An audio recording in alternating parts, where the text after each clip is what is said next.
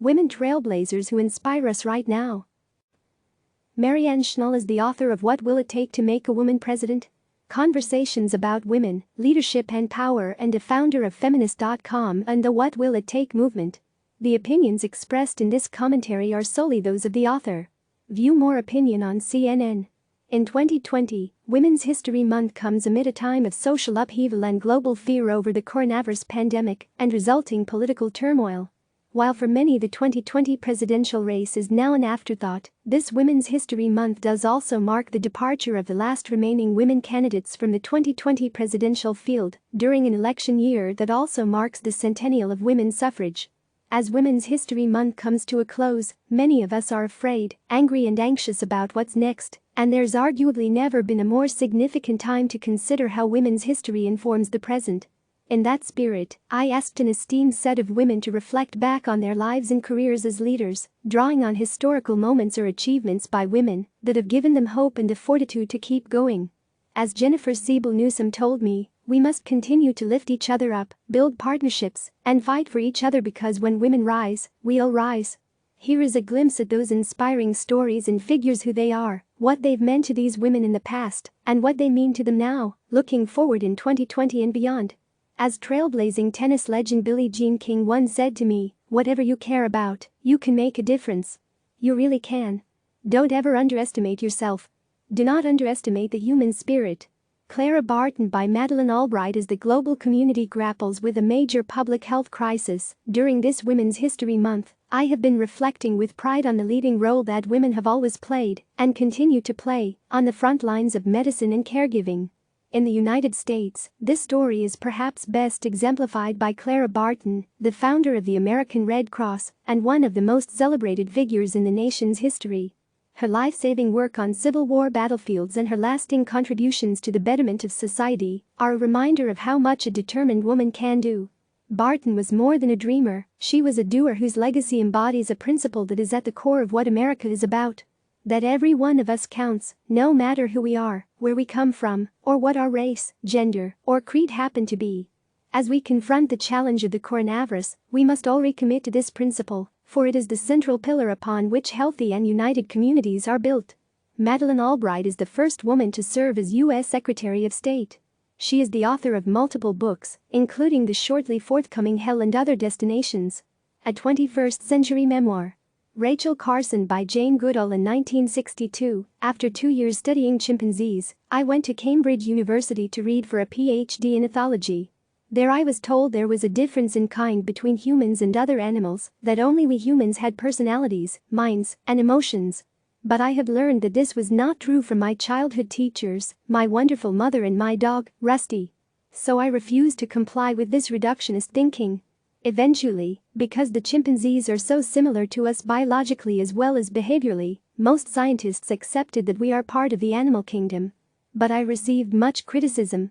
During that challenging time, I read Rachel Carson's Silent Spring and was inspired by her courage in battling with pharmaceutical companies, the government and scientists about the danger to the environment of DDT. She wrote for the general public, letting people know the truth, challenging the belief that scientists were above criticism. I thought of Rachel again in 1968 when I was confronting scientists in the medical research laboratories where chimpanzees were imprisoned in small barren cages. And again, as I increasingly spoke out against the use of chemical pesticides and herbicides by industrial agriculture. Although recent victories against these companies are encouraging, there is a long fight ahead of us still, and Rachel will continue to inspire.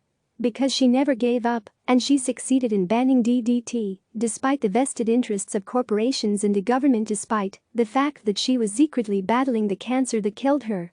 In addition, I was always supported and encouraged by my mother. Jane Goodall is founder of the Jane Goodall Institute and a UN Messenger of Peace. Claudette Colvin by Sheryl Sandberg. My first reaction to learning about Claudette Colvin was, how did I not know about her until now? In 1955, Claudette was 15 and living in Montgomery, Alabama. On her ride home from school one day, the driver ordered her to give up her seat to a white woman. Claudette refused, and 2 police officers dragged her off the bus in handcuffs. Civil rights lawyers considered making Claudette the test case to dismantle segregation in Alabama. But for various reasons, including that Claudette was pregnant and perhaps not sympathetic enough, they decided not to. Claudette ended up paying a fine and moving on with her life. 9 months later, Rosa Parks refused to leave her seat on a bus, and everything changed. Learning about Claudette was a lesson in how women's history is a lot more vibrant and thrilling than the history books suggest. But now, when I think about her, I think about something different. I think about how this black pregnant teenager had the courage to stand up on her own against a racist, dehumanizing system when a lot of other people wouldn't. Young people have always been more powerful than we think. Sheryl Sandberg is Facebook's chief operating officer and the founder of Lean In and Option B. Shirley Chisholm by Barbara Lee. When I first met Congresswoman Shirley Chisholm, I was a young, single mom on public assistance and food stamps. I was active in the community, serving as president of the Black Student Union, volunteering with the Black Panther Party, while raising 2 young boys. The time I spent on her campaign deeply impacted my life. My government professor assigned us fieldwork on a presidential campaign. At the time, 3 men were vying for the Democratic nomination, but they didn't represent me. They had no platforms regarding the issues that impacted me as a black single mother, issues like childcare, public education, universal health care, and ending poverty. I had never flunked a class in my life, but I resigned myself to flunking this assignment. Then I met Shirley Chisholm. I invited Congresswoman Chisholm to Mills College to address the Black Student Union as the first African American woman elected to Congress, having no one idea that she was also running for president right up until she said it in her speech. Here was the candidate I had been hoping for. She stood up for children in struggling families and spoke out against racism, sexism, and xenophobia. She advocated for what she knew to be right, undeterred by criticism and without fear of the consequences. She was bold and courageous, truly unbought and unbossed. As soon as she finished her speech, I offered to do anything I could for her campaign. But when she asked me if I was registered to vote, I admitted that I was not. She was not pleased. She looked at me and said, "Little girl, you can't change the system if you're on the outside looking in. Register to vote." She showed me what moral leadership means. Not just standing up for what is right, but standing by those beliefs in the face of overwhelming opposition. And she taught me that black women can't go along to get along. We must change the rules of the game if we are to address institutional racism and sexism. She showed that as we broke barriers, we must bring other women with us. Barbara Lee, a Democratic representative from California, worked on Shirley Chisholm's presidential campaign in 1972. By Kamala Harris, Congresswoman Shirley Chisholm remains an inspiration to little girls and women everywhere, including myself, reminding us to strive for what's possible, unburdened by what's been. As my mother, another hero in my eyes, used to say, "You may be the first to do many things, but make sure you're not the last." Shirley Chisholm did just that. She taught us the power of being in our truth and carving out a path to help the next generation. When asked what she wanted her legacy to be, she once said, "I'd like them to say that Shirley Chisholm had guts. That's how I'd like to be remembered." During this Women's History Month, I am thinking of Shirley Chisholm and hope that little girls and women everywhere remember. Yes, she had guts, and we should, too. Kamala Harris is a U.S. Senator from California and former candidate for the Democratic nomination for president. Dorothy Bolden by I. Jen Poo. When the New York Domestic Workers' Bill of Rights passed 10 years ago, I knew I was both witnessing a massive historical achievement in that moment and riding the crest of a longer historical arc, lifted up by millions of women who have been fighting for respect and dignity for generations. Women like Dorothy Bolden, who began fighting for the rights of domestic workers in the 1960s, riding the buses of Atlanta, Georgia, to organize workers on their way to and from work, and made a breakthrough in 1968 when she founded the National Domestic Workers Union of America. Dorothy Bolden, the daughter of a housekeeper and a chauffeur, organized 13,000 domestic workers, something that had been considered impossible across 10 different cities, and fought for wage increases, workers' compensation, and Social Security. Around 30 years later, I witnessed the signing into law of the first state legislation ensuring domestic workers in New York have the right to overtime, a day of rest, 3 days paid time off, and protections from discrimination and harassment, a moment which was riding on the momentum of Dorothy Bolden before us, but which also in turn created momentum for the 8 pieces of state legislation that followed. Nearly a decade after the New York legislation passed, a National Domestic Workers' Bill of Rights was introduced in 2019 by Senator Kamala Harris and Representative Pramila Jayapal, two strong women of color serving in Congress. Our movement is bookmarked with moments of historical achievement, but we're all riding on a wave that started long before many of us were born, and I believe will continue to rise well into our future. Jen Poo is Executive Director of the National Domestic Workers Alliance and co-director for Caring Across Generations and a co-founder of Supermajority, a membership-based clearinghouse for women's advocacy and activism. Bella Abzug by Pat Mitchell. Along with nearly 1,000 other women from all over the world, I traveled to Brussels in May of 1989 for the first ever international peace conference convened by women. Proudly hanging on the front of the European Parliament building was a banner. Women. Give peace a chance. At the opening plenary, a colorful congresswoman from New York, Bella Abzug, proclaimed, "In the next century, women will change the nature of power, rather than power changing the nature of women." In this historic year of celebrating the 19th Amendment giving women the power of the vote, I'm still a believer in Bella's prediction because I have witnessed what can happen when women bring forward the full scope of our experiences as mothers, daughters and sisters, individually and collectively, to redefine power by how we use it and share it. From negotiating peace to leading toward climate justice, we have, as a global women's community, the opportunity to fully actualize Bella's faith in us. Pat Mitchell is a media executive, author and the editorial director of TED Women. She was the first female president of PBS. Margaret Chase Smith, and many more by Kay Bailey Hutchison. When I wrote American Heroines, the spirited women who shaped our country in observation jumped out. In many instances in the remarkable progress of women in history, the first barrier breakers worked for years to be recognized in their fields, but never saw their success. Margaret Chase Smith was the first woman in the U.S. Senate elected and re-elected in her own right. She broke a barrier and likely would be surprised that almost 25% of the Senate's members are now women. Amelia Earhart broke the barrier for women in aviation, then Jackie Cochran founded the WASP, a World War II women pilot service, paving the way for Sally Ride, the first American woman in space.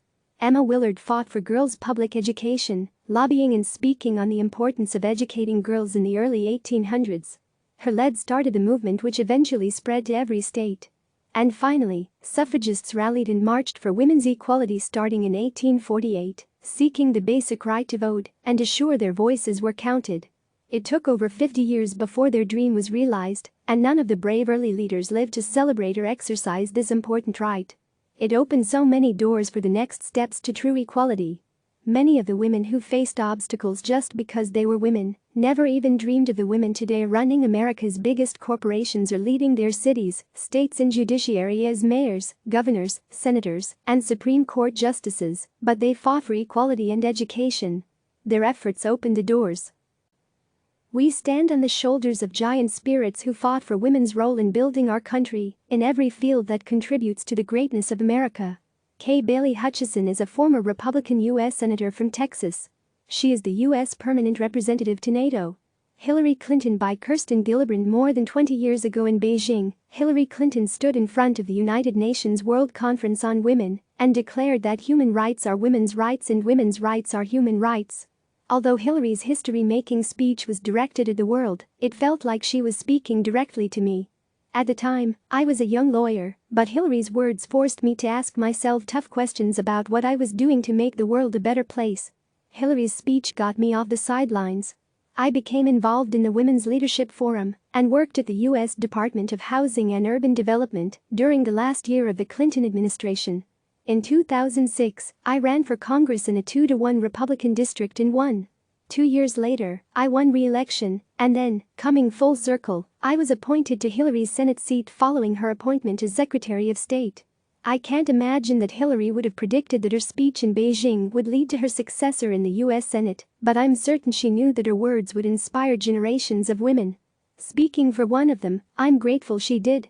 Kirsten Gillibrand is a Democratic U.S. Senator from New York, a former candidate for the Democratic nomination for president and the creator of Off the Sidelines, a movement to encourage more women and girls to run for office and participate in civic life. My Mother by Alicia Garza. During times of uncertainty, it's important to reach for inspiration as a way to stay connected to what's possible. I'm grateful for my own mother, Lynette Schwartz, who taught me from a young age to always expect the unexpected and be prepared for the things that you cannot see. When I was growing up, I used to think that my mother was unnecessarily worried about everything and overly prepared. Her advice and habits have become especially helpful in the last few weeks as uncertainty spreads. Because of her, our home has become a sanctuary for those who don't have the same. When my mother died 2 years ago, I was flooded by stories from near and far of how she showed up for someone in their darkest and most uncertain moments. Moving into 2020, I realized that the guidance my mother gave me growing up was not only an important foundation for the woman I have become, but she has given me an important framework from which to approach this moment. Show kindness and love every chance you get. Connect with someone who needs to hear a caring voice right now. Offer assistance while making sure your own oxygen mask is secured. A smile can travel a million miles. Practice yours. Hug your loved ones tight. Recognize that the actions you take today will impact many other people, so choose your actions wisely. Fight like hell for your family and for others, because the only way we make it through times like these is together. Alicia Garza is Strategy and Partnerships Director for the National Domestic Workers Alliance and a co-founder of Black Lives Matter and Supermajority. The Women of Color Who Built Our Movement by Amy Allison. The women of color who founded the movement we carry forward today are my inspiration. Their persistence to be seen and heard gives me strength to carry on in uncertain times. The term women of color was born in 1977 in Houston, Texas, at the first and only National Women's Conference. There, among more than 20,000 mostly white women, a cadre of Black, Latina, Asian American and Native women redefined the women's agenda to include race, class and solidarity. They inspired entire generations of us to step fully into our collective leadership and power. Now women of color, a majority of women in several states, are leading progressive reforms as voters, organizers and courageous elected leaders. But the lineage of we women of color runs even deeper, back to Harriet Tubman, Sojourner Truth, Ida B. Wells and Ella Baker. She the people, the clarion call of democracy resounds in the words of Grace Lee Boggs and Yuri Kochiyama, Zetkala Saw, Queen Liliuokalni, Cherokee Chief Wilma Mankiller, and organizer Luisa Moreno. It is exemplified with my hero Shirley Chisholm, who began her historic run for Congress 51 years ago. These are our godmothers. We walk in their footsteps. They give me hope that keeping up the fight will, in the end, lead us to where we want to be. A democracy based on love, justice and belonging. Amy Allison is founder and president of She the People, a national network elevating the political power of women of color. Geraldine Ferraro by Cecil Richards. I can still remember standing with my mother, Ann Richards, on the floor of the 1984 Democratic National Convention in San Francisco. It was the first time we'd done anything like this together. As state treasurer of Texas, Mom had been asked to give a speech seconding Walter Mondale's nomination for the presidency, and she asked me to go along. Even though her speech was the next day, it was the furthest thing from our minds while we waited for Mondale's running mate, Geraldine Ferraro, to take the stage. That night, she would become the first woman ever nominated as vice president on a major party ticket. Usually only official delegates were allowed on the convention floor, but that night it was packed with women from all over the country. I wasn't a delegate, but like many of the women around me, I had been given a floor pass by a male delegate. Susan Stamberg from NPR, dressed as she always was in sandals and a flowing dress, walked up to Mom with her ubiquitous microphone and headphones. She yelled over the screaming delegates. "How does this feel, Ann?" Mom was not a sentimental person, but even she was overcome, soaking in the moment as Geraldine Ferraro's name was announced over the speakers. She answered, teary-eyed, "I wasn't sure I would ever live to see this day." Finally, one of us. Later that night, Geraldine took the stage to raucous applause. She said, "By choosing an American woman to run for our nation's second highest office, you send a powerful signal to all Americans. There are no doors we cannot unlock. We will place no limits on achievement. If we can do this, we can do anything." In that moment, women caught a glimpse of how it would feel to have real representation at the highest levels of government for the first time. That moment is on my mind this year, as women are proving to be the most energized voters in the country. We may not shatter that highest and hardest glass ceiling this November. But 36 years after Geraldine Ferraro electrified the convention, we can absolutely elect the first woman vice president of the United States. Cecil Richards is former president of Planned Parenthood, an author and co-founder of Supermajority.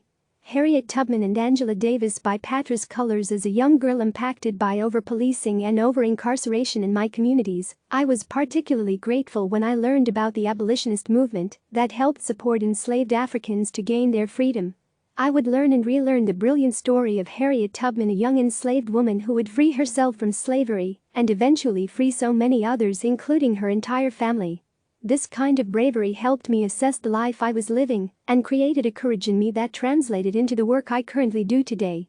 I would often ask myself, what is the new Underground Railroad? What is the new abolitionist movement?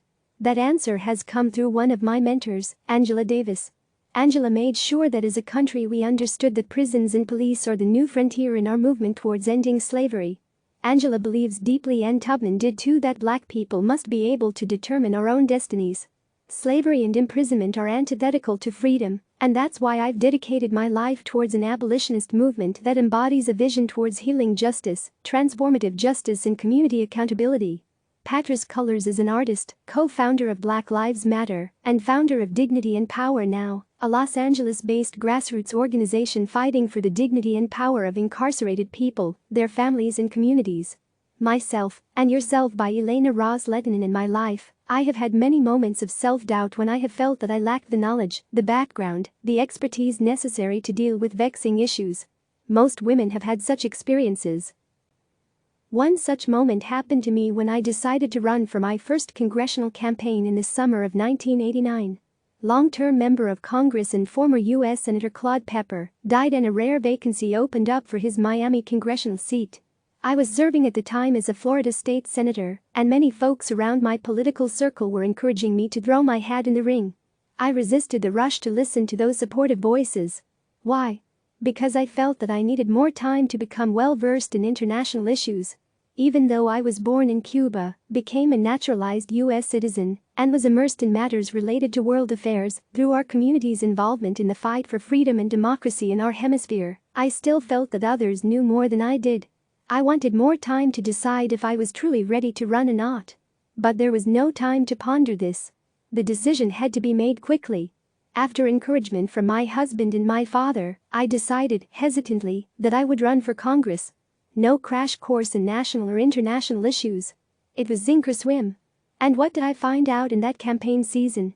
That I already knew plenty about these big issues, that I was more than prepared to debate my political opponents, and that most of the male candidates had only superficial knowledge of these important issues, yet they were undeterred.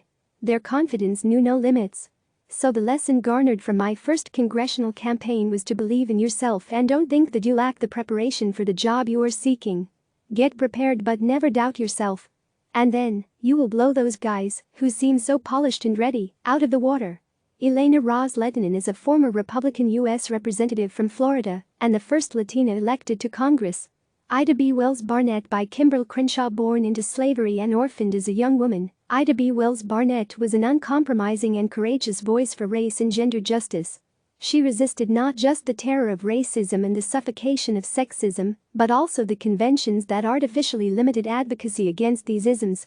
Wells Barnett's inspiring story is one of resilience and bravery, not constant success. When she dared to sue after being rejected from the ladies' car, her victory was overturned on appeal. When she wrote a scathing account of the lynching of 3 successful black businessmen, white mobs destroyed her printing press. When she launched an anti-lynching campaign that ultimately seated the NAACP's signature efforts, she was excluded from the leadership of the organization. And when she sought to march alongside white women suffragists, she had to single-handedly combat the efforts of her white sisters to force her to march in the back. It may be odd to find inspiration in the travails of someone who frequently lost, even within her allies. But Wells Barnett's legacy can be seen in the sit-in demonstrations of the 1960s, the contemporary emerging political power of black women, and the struggles against anti-black violence that is the foundation of Black Lives Matter and Say Her Name. In fighting for her present, she nurtured a realizable future. She is an ever-present reminder that losing in the short run is not the worst outcome. But the refusal to fight is. Kimberly Crenshaw is co-founder and executive director of the African American Policy Forum and a professor of law at UCLA and Columbia Law School. Mariam Kaba by Opal Tometi. One of the people who has inspired me is Mariam Kaba, one of the nation's leading prison abolitionists and the founder of the organization Project NIA, which works to end youth incarceration. She's truly remarkable. One of the attributes I most admire about her is the resilience she embodies and the genuine sense of hope she exudes. She is deeply principled and warm-hearted in her pursuit of justice. She said something years ago that has stayed with me. Hope is a discipline. When things feel bleak, I come back to these words to maintain perspective and to persevere. She is one that I look to during this Women's History Month. However, there are also several women around the globe that I admire. In fact, this month I used my personal Instagram page to launch something I'm calling Global History Profiles. I've been highlighting Black women change makers around the globe, modern icons I admire because of their phenomenal work in their communities. The women I've included range from Graca Machel Mandela, the wife of the late Nelson Mandela, to Erica Malanguinho da Silva, who is the first transgender congresswoman in Brazil. There are so many sheroes who are worthy of recognition and celebration. I learn from them in some way daily and hope to help amplify their contribution and keep the legacy of transnational feminism going in my own little way with this project and my daily work. Opal Tometi is co-founder of Black Lives Matter and former executive director of the Black Alliance for Just Immigration. Gunawa by Robin Morgan. It was over 30 years ago that I went to the mountainous northern Cordillera region of the Philippines at the invitation of the Filipino women's movement to work with women. Of the memorable moments from that trip, there's one encounter I always return to when I feel lost. We went out into one of the tiny rice paddy villages, a cluster of 6 tin open-sided lean-to huts. It's a day's trek by minibus from the little town of Bontoc, then by foot up and down steep hillsides and across fragile rope bridges, then teetering along thin strips of earth that divide the paddies. Finally we sit on the mud floor of one of the huts, drinking peanut coffee from a shared tin cup. Urban Filipinas speak English, some Spanish and only a little Filipino, Tagalog. The tribal people of the north have their own languages. One woman translates. Gunawa, the woman in whose hut we sat, was the mother of 7 children who crowd around us as we speak. She was in her 30s, but looked like a woman in her 60s. Her teeth were rotting, her skin, tanned to leather by the sun, stretched across a gaunt frame. But her eyes gleamed with intelligence. She was proud that her children were learning to read. A woman came once a week from the tiny Bontoc Women's Center to teach them. Gunawa had never been out of this village. The longing in her soft voice was clear even before the translation reaches me through another woman's voice. What did she want, more than anything? To learn to read, came the quiet reply. I asked again, gently. Not more food, better shelter, some ease from her intense lifelong labor? No, she insisted with dignity, to read. Because, you see, she continued, someday I might go somewhere. I hear there are signs on the roads. If I could read the signs, I would know where I was. Then I could know where I was going. Later that afternoon, each of us clutching at the ropes of the swaying bridge, my activist translator shouted to me that somehow she must find the funding to start an adult literacy program for the women of this rice paddy. And so we all did. But Gunawa is always with me. Because all of us need to know how to read the signs that tell us where we are. So we can know where we're going. Robin Morgan is an author, co-founder of the Women's Media Center, and host of WMC Live with Robin Morgan. Click subscribe to receive the latest news.